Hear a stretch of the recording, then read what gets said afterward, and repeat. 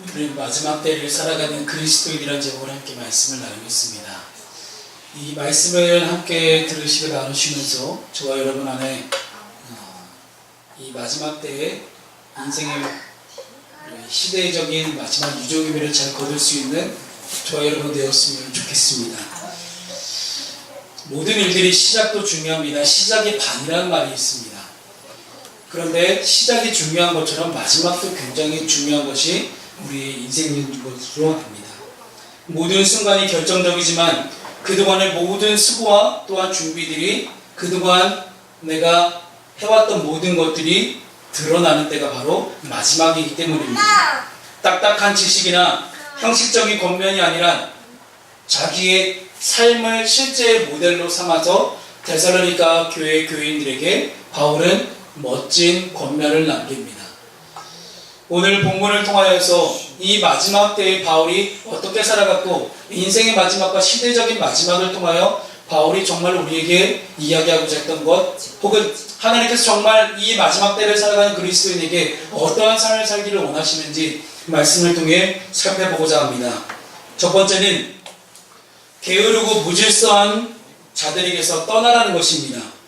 마지막이 가까울수록 우리의 기준은 명확해야 됩니다. 여러분, 기준이라 함은 다른 것을 옳다 그르다라고 이야기할 수 있는 것이 기준이며, 또한 기준이라는 것은 그 기준에 부합하지 않았을 때 내가 다시 돌아서야겠구나, 다시 조금 더 올라가겠구나, 혹은 어떠한 목표치를 세우고 어떠한 계획을 세워나가는 데 있어서 기준이 있다는 것은 매우 우리에게 유리한 것입니다. 하지만 마지막이 가까울수록 이 기준이 참 애매모호해집니다. 지금 우리가 살고 있는 시대는 다원주의 시대라고 이야기를 합니다. 이것도 옳고 저것도 옳고 저것도 괜찮고 저것도 괜찮다라고 이야기하는 시대가 바로 지금 우리의 시대입니다. 그러다 보니 꼭 예수를 믿어야 되느냐? 아니다. 예수를 믿지 않아도 우리 다른 것을 통해서 구원받을 수 있다라고 이야기하는 그런 많은 이론들이 나타나기 시작합니다. 특별히 기독교 안에서도 수많은 사이비와 이단들이 나타나고 있습니다. 잘못된 교리와 잘못된 생각을 가지고 성도들에게, 일반 사람들에게 잘못된 말씀을 가지고 선포하고 있는 그런 잘못된 단체들이 너무나 많다는 사실입니다. 왜 그들이 그렇게 잘못된 것을 이야기할까요? 바로 기준이 없기 때문입니다. 우리의 삶의 기준이란 우리는 성경 말씀을 가지고 이야기합니다. 우리의 인생의 모든 삶의 평가와 기준은 이 말씀을 통해 이루어져야 함을 믿으시기 바랍니다.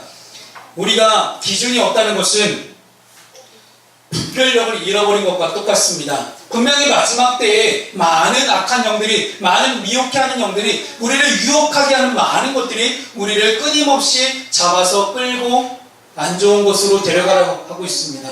그 순간 가운데 우리를 미혹하게 하는 그 수많은 자들의 정체를 우리가 제대로 파악하고 여러 소문의 지미를 우리가 긴박함에서 오는 데서, 혹은 긴박하기 때문에 성급하게 판단하는 것이 아니라 천천히 말씀을 묵상하며 상고하며 하나님 어떻게 하면 좋겠습니까? 라고 하나님과 대화할 수 있어야 합니다.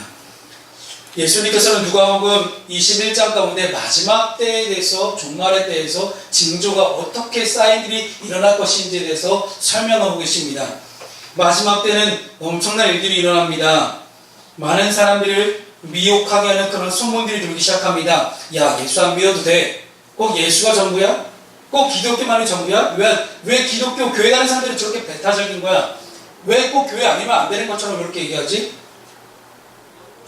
첫째, 기근이 일어나고요, 지진이 일어나고 난리와 박해와 수많은 재해들이 일어난다라고 예수님이 직접 누가복음 21장에서 말씀하십니다. 그러나 중요한 것은 이것이 끝이 아니라는 것입니다.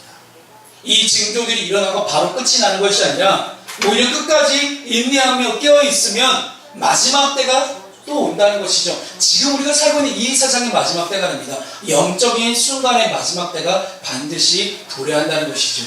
근데 이렇게 마지막 때가 올 때에 우리의 기준이 없다면 우리는 삶의 방향성을 잃어버리고 살 수 있는 그런 우를 범하게 됩니다. 마지막 때가 가까울수록 기준이 사라지게 된다면 야, 꼭 예수만 믿어야 되냐? 야, 다른 것도 믿어도 되지 않을까? 아니면 아니 그저 그냥 착한 일 하고 잘 선하게 살면 구원받는 거 아니야? 라고 이렇게 이야기할 수도 있습니다. 혹은 어떤 이들은 야, 저기 이슬람에서 얘기하는 알라랑 야, 니네가 믿는 하나님이랑 힌두교 뭐 그 신들 어차피 다 똑같은 신 아니야? 어차피 다 똑같은 신인데 누굴 믿는지 뭐 상관이야? 그냥 한 신만 잘 믿으면 되는 거 아니야?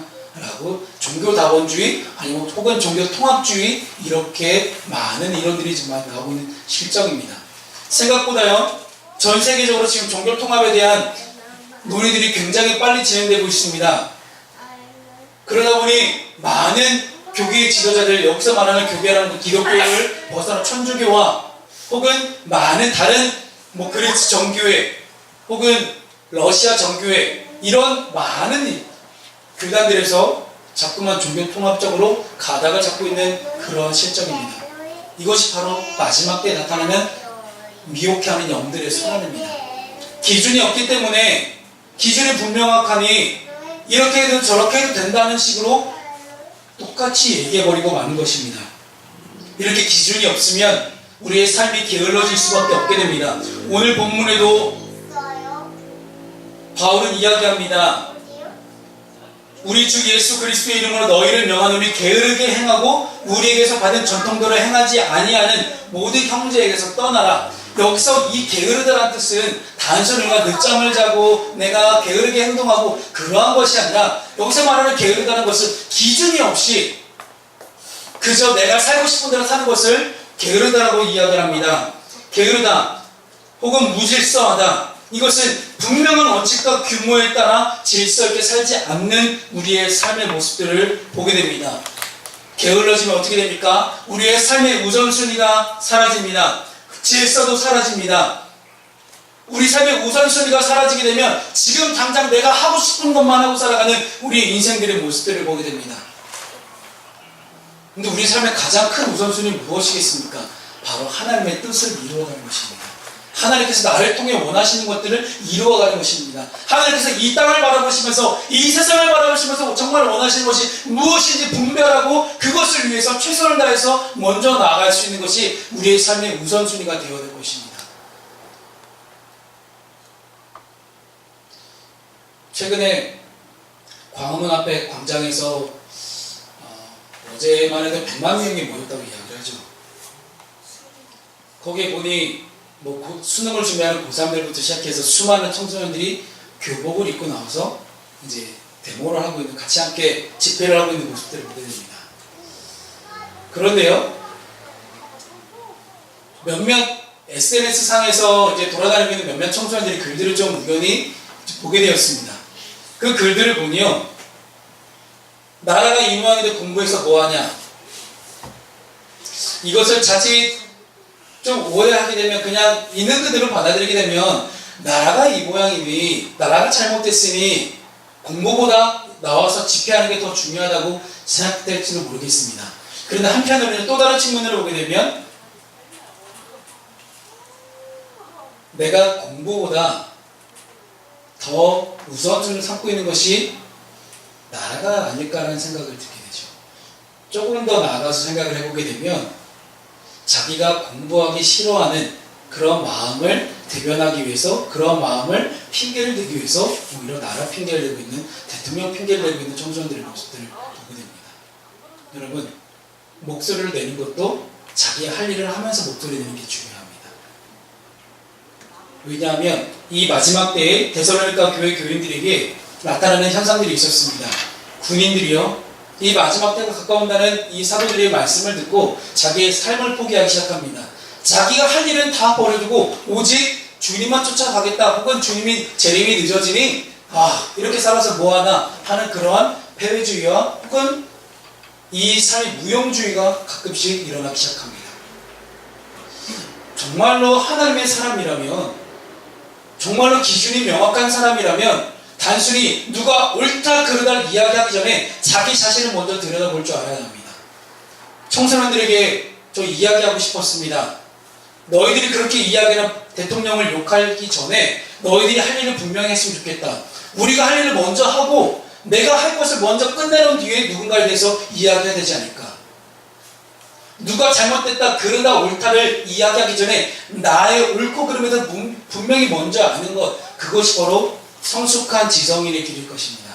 하지만 요즘 청소년들이 너무 잘못된 방향으로 흘러가는 것들을 보게 됩니다. 자기들끼리 모금을 해서 광고나 강좌에서 모금을 했더니 3천만 원 넘는 금액이 모였습니다. 이 금액을 가지고 전국에 있는 모든 청소년들에게 대형 버스를, 전세 버스를 다 빌려서 보내준 거예요.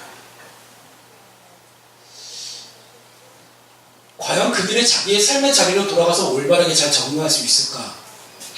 궁금해지기 시작했습니다. 그들이 있어야 할 자리는 물론 광화문과 광장일 수도 있습니다. 우리 젊은이들이 있어야 할 자리가 광화문과 맞습니다. 시대의 잘못된 것을 바로잡고 시대의 잘못됨에 대해서 분명히 어른들의 잘못함에 대해서 옳고 그름에 대해서 분명한 기준을 가지고 이야기할 수는 있어야 합니다. 하지만 객관적인 잣대를 가지고 자기 자신을 들여다볼 수 있는 그러한 사람, 그것이 바로 그리스도일 것입니다. 그리스도인은 절대 경거망동하지 않습니다. 어제 제가 존경을 하는 목사님께서 신방부터 시작해서 설교 준비와 주일 준비까지 정말 열심을 다해서 최선을 다해서 정말 잠을 자는 시간을 줄여가면서 주일 준비, 설교 준비를 다 끝내고 오후 5시에 광화문 광장으로 가고 있다는 그런 말씀을 하시는 걸 들었습니다. 그분이 자기 할 일을 버려두고 혹은 미뤄두고 그냥 무조건 광화문 광장으로 갔다면 그분은 아마 자기의 본분을 잃어버린 사람일 것입니다. 하지만 자기가 할 일 다 맞춰놓고 자기에 대한 준비를 완벽하게 끝내는 후에 누군가에 대해서 옳다 그러다로 이야기할 수 있는 것, 이것이 바로 성숙된 그리스도인의 길입니다. 그렇게 본다면 우리는 자꾸만 우리의 삶의 우선순위가 바뀌어지는 것들을 보게 됩니다. 지금 당장 내가 해야 될 일이 과연 무엇일까요? 학생이라면 공부를 하는 것이 우선순위고요. 운동선수라면 운동선수를 최선을 훈련하는 것이 나의 삶의 우선순위입니다. 하나님께서 가장 원하시는 것이 무엇인지 궁금하시다고요? 하나님이 나에게 원하시는 것, 하나님 뜻대로 사는 것이 무엇이냐고요? 지금 내가 하는 일에 대해서, 지금 내가 처해 있는 위치에 대해서, 사회적 위치에 대해서 내가 최선을 다해서 일하며 살아가는 것, 그것이 바로 하나님께서 우리에게 정말 원하시는 일입니다. 그렇게 각자의 자리에서 최선을 다해서 일을 하다 보면 공부를 하고 또 훈련을 하고 각자의 자리에 삶의 자리에서 최선을 다해서 살아가다 보면 분명히 하나님의 나라는 임합니다. 각자의 자리에서 최선을 다하지 않고 그냥 거저 얻으려고 하기 때문에 이러한 일이 생긴 거 아니겠습니까? 그래서 두 번째는 조용히 일하며 자기 양식을 먹으라는 것입니다. 우리가 마지막 때를 살아가는 그리스도인이 되기 위해서는 자기 양식을 먹을 줄 아는 사람이 되어야 된다는 것입니다. 사람들이 박근혜 대통령과 그를 둘러싸고 있는 최순실이라는 여자와 그의 아버지 최태민이라는 사람, 그리고 정유라라는 그 딸에 대해서 이 3대 부녀에 대해서 우리가 이야기하는 것이 무엇입니까? 노력한 대로 보상을 얻지 않았기 때문이죠. 나는 70의 노력을 해서 70의 보상을 얻으려고 왔는데 봤더니 저 사람은 70의 노력을 하지도 않고 200, 300, 500의 보상을 얻고 가기 때문에 그에 대한 상태적인 박탈감이 이루어지게 됩니다. 일하지 않는 자 먹지도 말라라는 유명한 이 말씀이 드디어 오늘 본문에 나오게 됐죠. 일하지 않는 자 먹지도 말라. 하나님의 법칙은 간단합니다. 콩 심으면 콩이 나고 팥을 심으면 팥을 나는 것이 하나님 나라의 법칙입니다. 그런데 우리가 사는 사회가 얼마나 부조리했습니까? 콩을 심지도 않았는데 콩보다 메주를 바로 가져와 버리는 그러한 많은 정치인들의 모습을 보면서 우리가 정치인이 아니죠. 생각해보니까 정치인이 아니네요. 그 최순실은. 그들의 모습을 보면서 얼마나 분개했습니까? 그러니 바울은 이렇게 권면합니다. 음식을 값없이 먹지 않았고 주야로 일하고 수고하고 애씀으로써 다른 누구에게도 폐를 끼치지 않으려 하였다고 그는 이야기합니다. 여러분, 바울의 직업이 뭔지 아시죠? 천막을 만드는 사람이었습니다. 브리스길라와 아굴라와 같은 그런 좋은 동역자들과 함께 그는 천막을 만드는 일을 하면서 많은 교회 교인들이 자기에게 주는 여러 가지 헌금만 가지고 먹고 살려는 그런 욕심을 부리지 않았던 사람이 바울입니다. 그래서 할 수 있는 한 그는 일을 하면서 전도를 하려고 했습니다. 일을 하면서 최대한 자기가 할 것을 하면서 복음을 전하려고 했던 사람이 바로 바울이었습니다. 그렇게 본다면 바울은 누구보다도 일상적인 노동의 가치를 소중히 여기면서 다른 사람들에게 짐을 지우기 싫어하는 그런 사람이었음을 분명합니다. 바울은 말씀을 전하는 자로서 말씀을 전하고 어떤 당연한 권리를 취득하기 위해서 그냥 이렇게 사는 것보다는 그 권리를 누리지 않고 포기하고 자기의 인생에도 책임을 질 줄 아는 그러한 삶을 살아갔습니다. 이 바울의 권면이 강력한 이유가 있습니다. 그것은 단호한 말 때문이 아니라 그의 진정성 있는 삶 때문이었습니다. 자기도 노력한 만큼 먹고 살겠다. 그런데 우리 성도들 보십시오. 우리가 최선을 다해서 공부하고 최선을 다해서 일을 하고 최선을 다해서 우리의 인생을 만들어 갑시다. 그리고 하나님께서 우리와 함께 하실 것이라는 그러한 권면의 말씀을 했던 것입니다. 자기의 삶에 충실하지 못한 사람들은 자꾸만 다른 것에 귀를 기울이게 됩니다. 여러분, 저희 목회자들끼리도 만나서 이야기를 하다 보면요, 어떤 목사님은요 자기 이야기만 한 사람이 있어요. 어떤 사람은 또 다른 어떤 사람은요 남 이야기만 한 사람이 있어요. 자기 이야기만 한 사람과 남 이야기 하는 사람 둘 중에 누가 옳다 그러더라고 이야기를 할 수는 없겠지만, 분명한 것은요, 남 이야기 하는 사람들의 이야기가 대부분 어떤 이야기인가요? 결코 좋은 이야기가 아니라는 거죠. 남 이야기 말하는 좋아하는 사람들의 경우를 보게 되면 거의 대부분 안 좋은 이야기를 많이, 혹은 말해서 뒷담화라고 이야기를 하죠. 뒷담화 속에서 나오는 대화들이 좋은 내용들이 있었습니까? 별로 없는 것이 사실입니다. 그런 이야기를 듣고 있자니 참 많이 불편합니다. 왜 불편할까요? 안 좋은 얘기만 계속 듣고 있죠. 사람이요, 긍정적인 이야기와 부정적인 이야기 이 둘을 가지고 계속해서 들었을 때 부정적인 이야기를 계속해서 듣게 되면 나도 모르게 나도 부정적인 사람이 됩니다. 하지만 긍정적인 이야기, 올바른 이야기 계속해서 듣게 되면 나도 긍정적으로 바뀌어지게 되는 우리 자신들의 모습을 보게 됩니다. 자기 이야기를 잘하시는 목사님의 경우는 이렇습니다. 내가 어떻게 목회를 하고, 내가 어떻게 사역을 하고, 어제 어떻게 누구를 신방하고 누구를 만났고, 어떤 이야기를 하고, 어떻게 권면을 했고, 어떻게 위로함을 주었는지에 대해서 자기의 이야기를 하는 그런 목사님의 모습입니다. 근데 그 속에요, 자랑이 아니죠. 자랑의 모습이 아니라 자기의 맡은 바 일에 대한 최선을 다해서 일하고 자기 자신의 모습에 대해서 그분은 이야기하는 것들을 보게 됩니다. 다른 사람들이 일의 이야기에 참여하기 전에 자신의 삶에 충실한 삶을 살아가는 것, 그것이 바로 그리스도인입니다. 마지막이 다가올수록 삶의 집중도와 우리의 삶의 질을 높이기 위해서는 지금 내가 져야 할 십자가와 지금 내가 감당해야 될 사명이 무엇인지에 대해서 명확하게 알고 가는 사람이 바로 마지막 때를 살아가는 그리스도인이 할 수 있을 것입니다. 이 마지막 때 하나님께서 여러분이 원하시는 것은 너무나 간단합니다. 내가 있는 자리에서 그저 내가 최선을 다하며 살아가는 것, 그리고 내가 있는 자리에서 항상 모든 일 가운데 하나님께 영광을 돌리며 살아가는 것, 그것이 바로 지금 우리에게 주어진 사명일 것입니다. 마지막으로 세 번째, 우리가 종말을 마지막 때를 살아가는 그리스도인으로 살기 위해서는 선을 행하다가 낙심하지 말라는 것입니다. 오늘 본문 마지막 절을 보니요, 형제들아 너희는 선을 행하다가 낙심하지 말라라고 권면하고 있습니다. 여기서 말하는 이 선을 행하다라는 이 단어를 보게 되면 이 뜻은 어떤 내가 착한 일과 덕스러운 일을 했다는 것뿐만 아니라 정직하게 하나님께서 나에게 맡겨주신 하나님의 뜻에 부합하는 모든 일들을 다 선한 일이라고 표현하고 있습니다. 다른 사람들이 어떻게 말을 하든지 지금 내가 옳게 생각하는 일을 하라는 것이죠. 다른 그 누구가 설왕설래 하면서 누가 어떻게 뭐라고 말을 하든지 그 속에서 내가 해야 될 일, 내가 해야 될 말, 내가 올바른 이야기를 할 수 있으면 올바른 이야기를 하는 것, 혹은 내가 옳다고 생각하는 일에 대해서 분명하게 옳다고 생각하는 분명한 일에 대해서만큼은 내가 그것을 반드시 행하는 것, 그것이 바로 선한 일을 행하는 것입니다. 그런데요,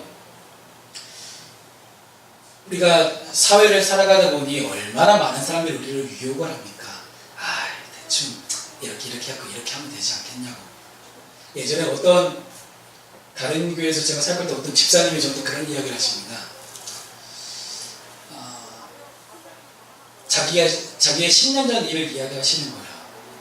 자기는 교회를 다니는 집사로서 정직하게 사업하고 정직하게 건물을 건축하고 그렇게 하고 싶었답니다.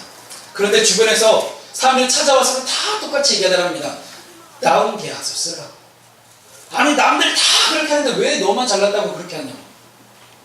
그래서 하나님께 열심히 기도해 본다고 하지만 형식상으로 기도만 하게 되고 자꾸만 자기 마음이 다운계약서 쪽으로 치우치더랍니다.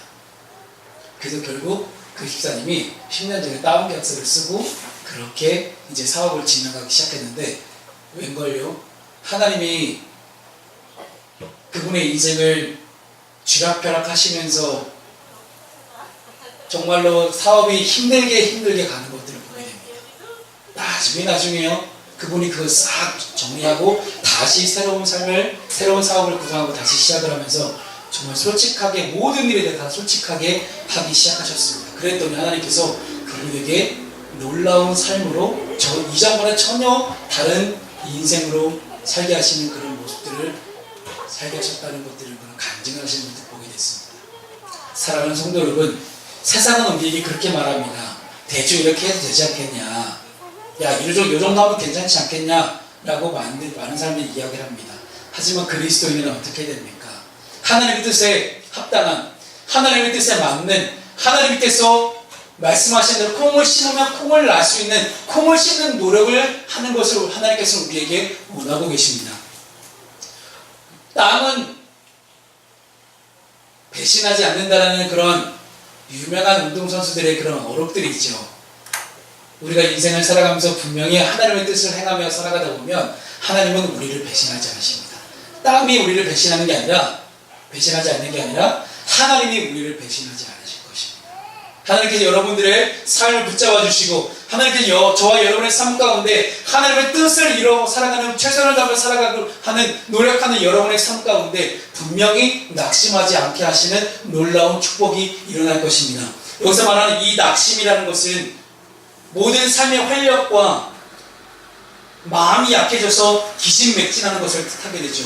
내가 올바르게 살려고 노력해 봤더니 자꾸만 내 마음이 약해지는 거예요. 다른 이들을 바라보면서 저렇게 나도 불법을 하면서 나도 저렇게 돈 한번 잘 벌어봤으면 좋았을 텐데 나는 왜 저렇게 사람들처럼 유두리게 못하고 이렇게 괜히 정직하게 해버렸다고 이렇게 하다가 나 왜 이렇게 힘들게 될까? 여러분 낙심하지 마십시오. 낙심하지 마십시오. 하나님은 배신하지 않으십니다. 하나님께서 분명히 여러분들의 두 손 두 발을 다 잡고 여러분들의 인생을 이끌어 가실 것입니다. 말씀을 마치겠습니다. 2016년이 얼마 남지 않았습니다. 2016년 1월 1일에 여러분 새해를 다짐하면서 어떠한 각오를 하셨습니까? 그 각오, 그 결단, 그 결심, 그 계획들 지금 얼마나 이뤄내셨습니까? 남은 2달 동안 아직 늦지 않았습니다. 다시 꺼내보시고 다시 해봐야겠다. 다시 할 수 있을 것이다 라는 분명한 확신과 분명한 믿음을 가지고 지금 우리의 삶을 매일매일 하루하루를 하나님의 뜻 안에서 살아가는 저와 여러분 되기를 소망합니다. 기도하겠습니다. 사랑하는 하나님 감사드립니다.